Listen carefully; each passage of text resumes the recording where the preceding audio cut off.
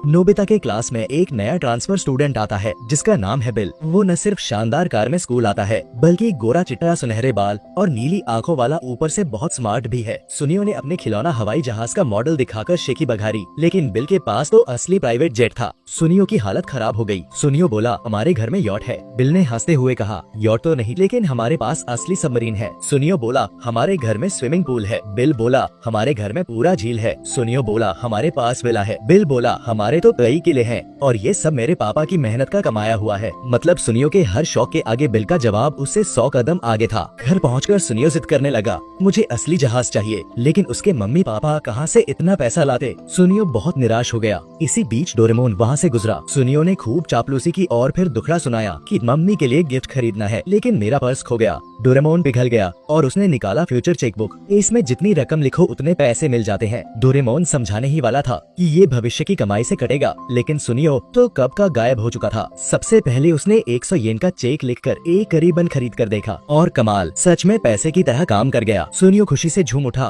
और अगले दिन शुरू कर दी उसकी सुपर रिच शोबाजी। स्कूल आया तो सबसे लंबी लिमोजिन कार में जमीन पर रेड कारपेट बिछा हुआ। पूरे शरीर पर 24 carat gold bag, notebook, pencil box, यहाँ तक कि रबर भी सोने की। चाहे काम आए या ना आए बस महंगा होना चाहिए। लेकिन मजा खराब हो गया। सुनियो अकेले अकेले महंगे खाने खा रहा था जबकि बिल सब दोस्तों के साथ हंसी ठिठोली कर रहा था। सुनियो को अजीब लगा। स्कूल छुट्टी पर उसने सबको कार में चलने का न्योता दिया, लेकिन कार इतनी लंबी थी कि मोड़ पर अटक गई। आखिर सबको पैदल ही जाना पड़ा। सुनियो आग बबूला हो गया। उसने सोचा बिल अमीर है इसलिए सब उससे दोस्ती करते हैं। फिर उसने सबको 5000 जेब खर्च देने की कोशिश की, लेकिन किसी ने लेना ही नहीं चाहा। सब बोले पैसे से दोस्ती नहीं खरीदी जा सकती। सुनियो और परेशान हो गया। तभी उसने टीवी पर देखा कि दुनिया की सबसे ऊंची टावर बनने वाली है। उसने ठान लिया, मैं अपने घर के आंगन में सबसे ऊंचा फुरुकावा टावर बनाऊंगा, तभी सब मुझे नोटिस करेंगे। उसने फ्रेंच सीमेंट तक मंगवा लिया। प्रचार पर्चे उड़ते उड़ते डोरेमोन और नोबिता तक पहुँचे। दोनों हैरान रह गए। सुनियो तो और आगे बढ़ गया। बची हुई सीमेंट से अपनी मूर्ति बनवाने लगा।